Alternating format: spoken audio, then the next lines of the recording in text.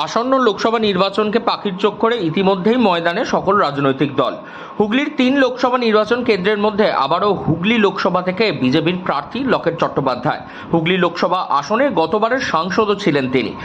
ভোটের দামামা বাজতেই ঠাসা কর্মসূচি নিয়ে ভোট ময়দানে লকেট চ্যাটার্জি। তবে সব কাজের মধ্যেও ধর্মকর্ম, পূজা অর্চনার জন্য সময় বার করে নিলেন তিনি। সোমবার সকালে দিয়ান লিখন ছেড়ে শিব ও কালী দুই মন্দিরেই প্রথমে পুজো দেন তিনি।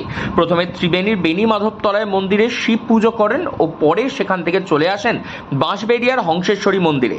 ভক্তি, শ্রদ্ধা জ্ঞাপনে ও ধর্মীয় আস্থা উদযাপনে এতটুকু খামতি হয়নি তার সারাদিনের ঠাসা কর্মকাণ্ডের মধ্যেও। যদি জিতে সংসদে যান তাহলে এবারের প্রথম আপনার এই হুগলি লোকসভার ক্ষেত্রে কি প্রায়োরিটি দেবেন? যেভাবে চুরি বেড়েছে, যেভাবে একের পর এক নেতা মন্ত্রী জেলের ভেতরে রয়েছে, যেভাবে লুটপাট চলছে, সবচেয়ে বড় কথা তৃণমূলে মাফিয়া দাঙ্গাবাজ সবচেয়ে বেশি রয়েছে। এদের এই দৌরাত্ম্যকে বন্ধ করতে হবে। এদের জন্যই তৃণমূলটা রয়েছে, এদের ফান্ডিংয়ে তৃণমূলটা টিকে আছে, আর কিচ্ছু এখানে নেই। সব এখানে ধমকিয়ে চমকিয়ে সব কাজ হচ্ছে, আসলে কাজ কিচ্ছু হচ্ছে না। এই শেখ শাহজাহানের মতন সব লোক এখানে এসে বসে আছে, এইগুলোকে সব জব্দ করা, এটা হচ্ছে ফার্স্ট কাজ। পুজোর পর তার কর্মসূচিতে ব্যারিকেড ভেঙে কমিশনারেট অফিস অভিযানে নামেন যুব মোর্চার সঙ্গে তিনি। তবে তারপরে আবারও পূজা অর্চনার পালা। দুপুরে তার যাওয়ার কথা রয়েছে বলাগড়ের শ্রীপুরের সূর্য পূজা করতে।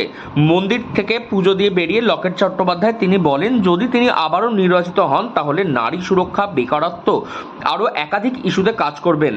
তার কথায় উল্লেখযোগ্যভাবে উঠে আসে সিঙ্গুর প্রসঙ্গেও বেকারত্বের কথা ও দুর্নীতির কথা, এমনকি নারীদের প্রতি সুরক্ষার কথাও। তারপরে মহিলাদের সুরক্ষা, যেভাবে সন্দেশখালীর মহিলারা জেগে উঠেছে, এই হুগলিতেও অনেক সন্দেশখালী আছে। বড় বড় মাফিয়ারা এরকম সন্দেশখালী করে রেখেছে। মহিলাদেরকে 500 টাকার জন্য শেখ শাহজাহানের ঘরে যেতে হতো, এরকম অনেক জায়গায় আছে। সুতরাং সেইগুলোকে, মহিলাদেরকে সুরক্ষার ব্যবস্থা করা।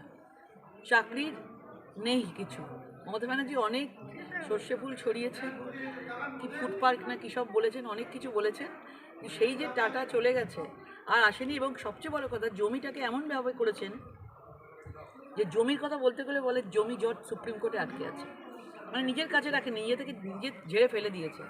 তাহলে আজকে ওদের যখন 2011-তে কৃষকদের যখন কথা দিয়েছিলেন, তাহলে এখনও পর্যন্ত কৃষকদের কিছু করেননি কেন? কেন সর্বনাশ করলেন? কেন জমির ব্যাপারটা সুপ্রিম কোর্টের হাতে ছেড়ে দিলেন? কেন জমি জট করে রেখে দিয়ে নিজে মুখ্যমন্ত্রী হয়ে গেলেন? কেন তারপরে উনি কোনো কিছু এটা নিয়ে ব্যবস্থা করেননি?